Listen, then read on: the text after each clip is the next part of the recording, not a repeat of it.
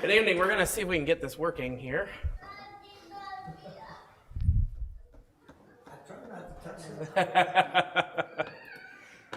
Sometimes technology just wants to be finicky. Let's see. Oh, yep, it's doing it now too. That's interesting.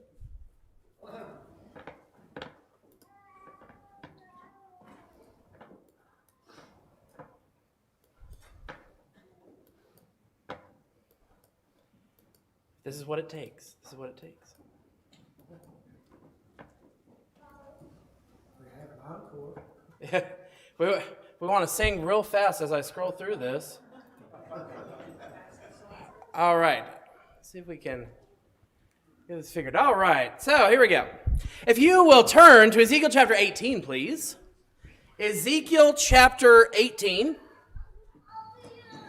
And while you're turning to Ezekiel 18, I want us to consider the opening chapters of Genesis. As God is creating the universe and as he's establishing law and order, he establishes that he is the one in authority, in highest authority, and then man is the next in authority over the rest of creation. However, what we see is when man falls in chapter 3, there's this reversal of order. There is a serpent that causes man's downfall to distrust God and try to take authority away from God.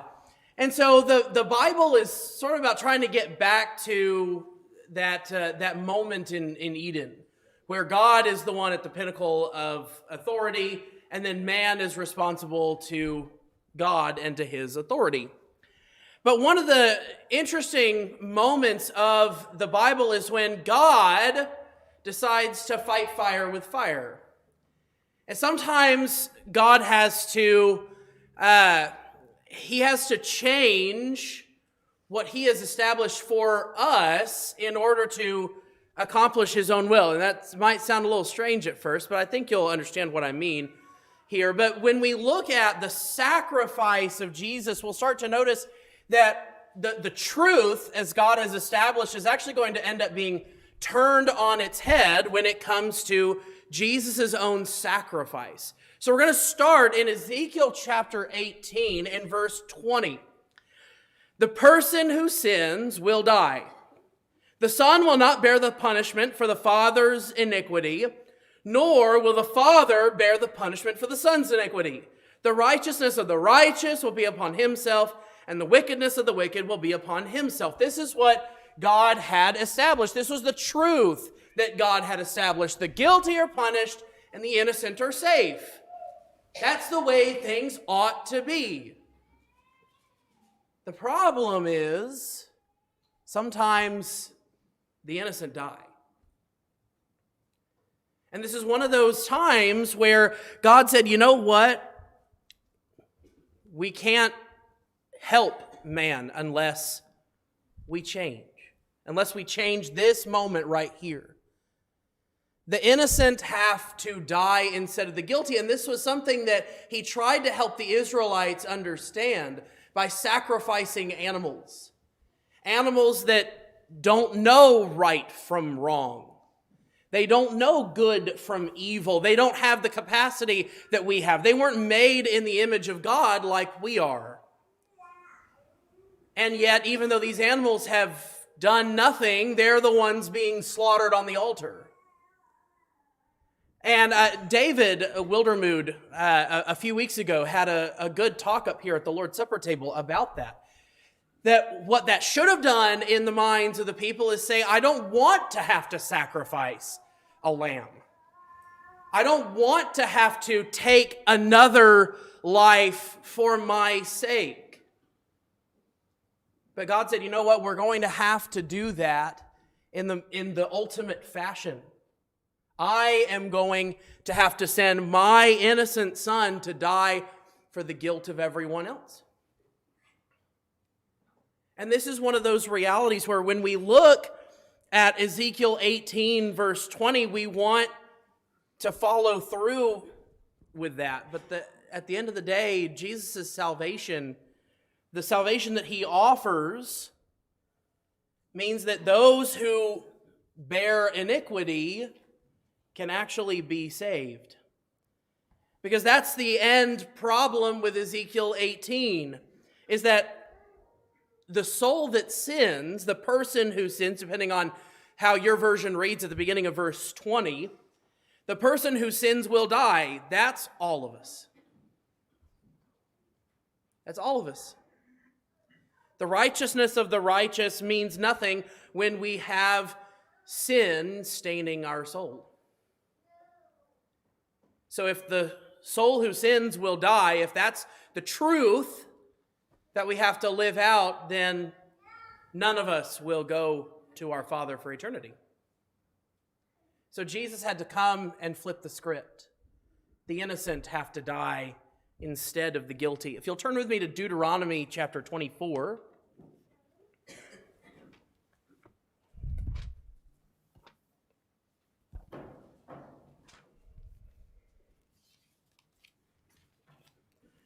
Deuteronomy 24, verse 16, similar to Ezekiel 18, but a little bit different. Fathers shall not be put to death for their sons, nor shall sons be put to death for their fathers. Everyone shall be put to death for his own sin. It's very reminiscent of what we just read in Ezekiel 18. But I want to focus on this: fathers shall not be put to death for their sons. That's what Deuteronomy 24 tells us. Fathers and sons are not killed for each other's sin. The problem is, that's what had to happen with Jesus. John 1 tells us that Jesus is, in fact, the creator, that nothing was created without his input, without his hand in it. And so Jesus had to come as the creator and die for the sins of his creation. Now, we can throw around the word had for a moment. He had to. But he did. If Jesus didn't come and die for the sins of his creation, then there's not any salvation. As we spoke this morning, God he does want to show his children mercy, but there comes a time in which his justice must take a stand. There's time when his wrath must say enough is enough. And so to not offer an infinite being for infinite worth, right? Our souls, as Jesus put it, our soul is worth more than the entire world, one person's soul. Those who gain the whole world but lose their own soul, it's worthless to them. So can you imagine the billions of people that have lived on this planet since the beginning of time? Who can be sacrificed for all of that except God himself? Except such an infinite being that can overcome the infinite worth of our lives. And so fathers and sons may, under God's law, not be killed for each other's sons, but he has to take exception with himself and come and do that for us. And then earlier in chapter 18,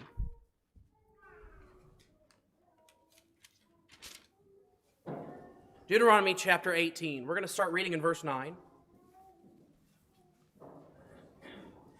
When you enter the land which Yahweh your God gives you, you shall not learn to imitate the detestable things of those nations. There shall not be found among you anyone who makes his son or his daughter pass through the fire, one who uses divination, one who practices witchcraft, one who interprets omens, or a sorcerer, or one who casts a spell, or a medium, or a spiritist, or one who calls up the dead. For whoever does these things is detestable to Yahweh. And because of these detestable things, Yahweh your God will drive them out before you. You shall be blameless before Yahweh your God. God has always been very clear about this point. Human sacrifice is an abomination to him. those who offered their children on the fires of Molech and other gods similar to Molech. That's one of the primary, but really the primary reason the Canaanites are all wiped out. God is punishing them for this very practice. The problem is, a human, as we know in the book of Hebrews, animals being sacrificed means nothing. An animal sacrifice is nowhere close to the worth of us.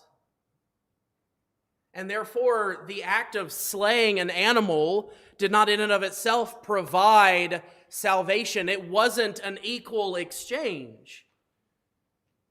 So how do we have an equal exchange? Well, a human was then sacrificed. Human sacrifice might have been an abomination to God, but at the end it was necessary for our salvation. I think that's a point that we sort of get lost on. What Jesus went through was human sacrifice. Now, the people doing it, they weren't sacrificing to their gods, but it was human sacrifice nonetheless. And can you imagine knowing for years that that was going to happen to you? Can you imagine the weight that had to have been on his shoulders just with that knowledge? He had human emotions. He had human characteristics. He wasn't just God come to lord it over us. He came to experience what we experience. And he came to show us that we can find forgiveness and perfection in our Father.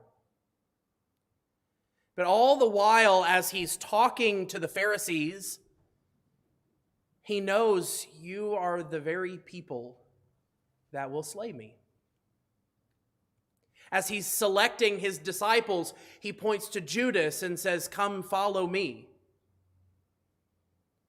Can you imagine the weight of the sacrifice that is coming to you in the next few years? Or longer. I don't know how long Jesus had this knowledge.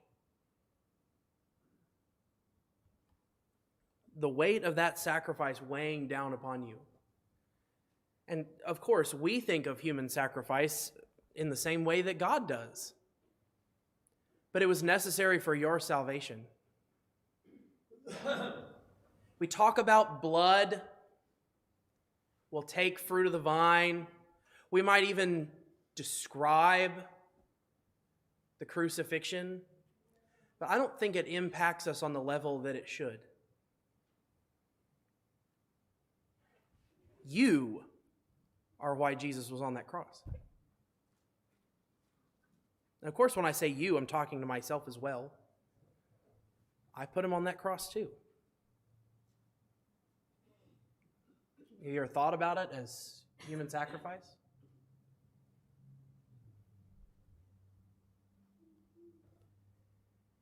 When everything is upside down, sometimes you have to turn it upside down again to get it right side up.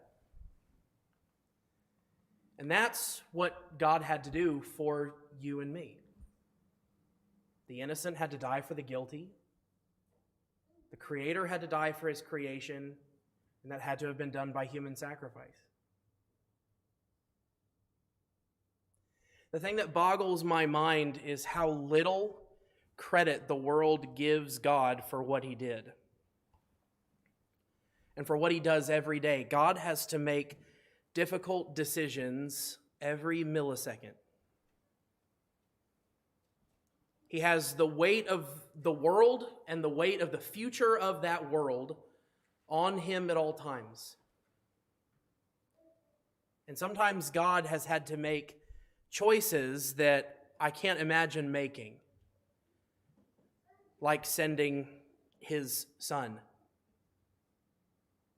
a fellow being of God, to the cross, and had to sit there and watch it happen, not do anything about it, knowing full well that it's what's best.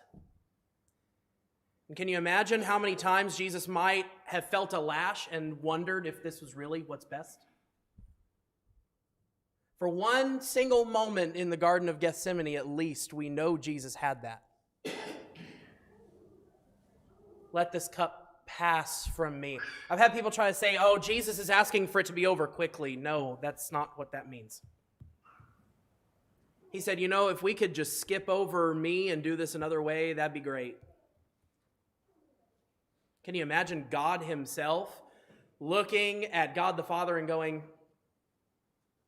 maybe we could come up with another plan? I'm so glad God did that, and he hasn't asked me to do that. Because sadly, I would not have made the same decision that Jesus did.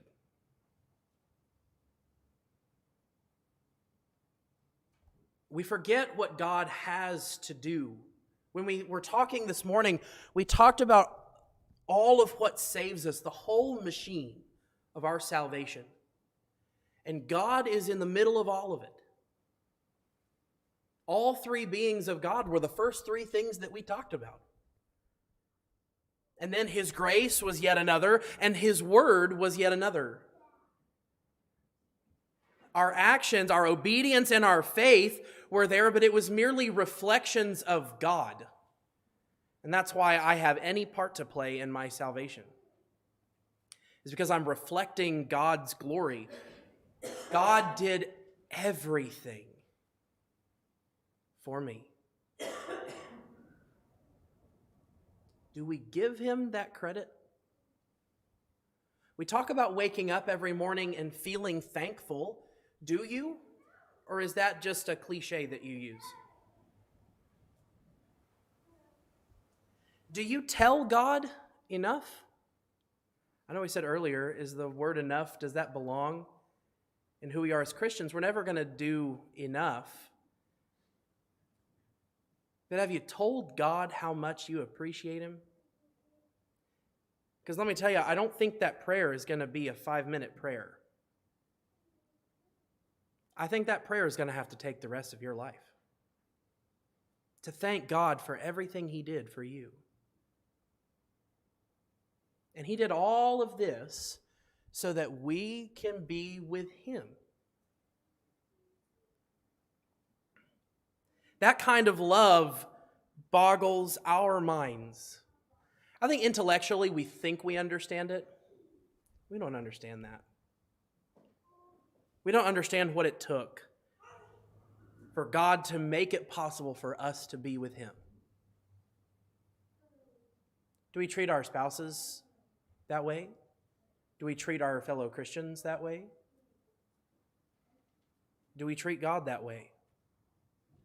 We're supposed to have a relationship with God. Relationships are supposed to be a two-way street. And God said, you know what? I'll go 99. All I want you to do is come 1%. It's nowhere close to a two-way street with God. God put the bar on the ground and said, all you got to do is step over it. And we said, you know what? I think I'll dig under the bar that you've set. Do you realize what God has done for you? I hope you do. If you didn't tonight, I hope you have a better appreciation for it now. God has done everything for you and asks a pittance in return. It's the least we can do to tell him how much we love him, how thankful we are for him, how much that we're going to show others the love that he's shown us. All of these things are the least we can do. When I heard Penn Jillette say this one time, I think I've said this up here before, but just in case, I thought it was pretty good.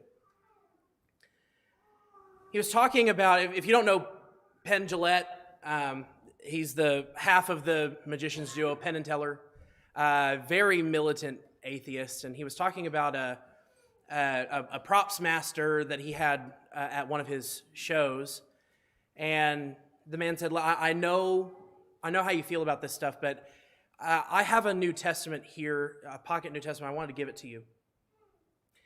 And he said, I've never seen a man do that. Most people, they know how I feel, and they steer clear of the subject.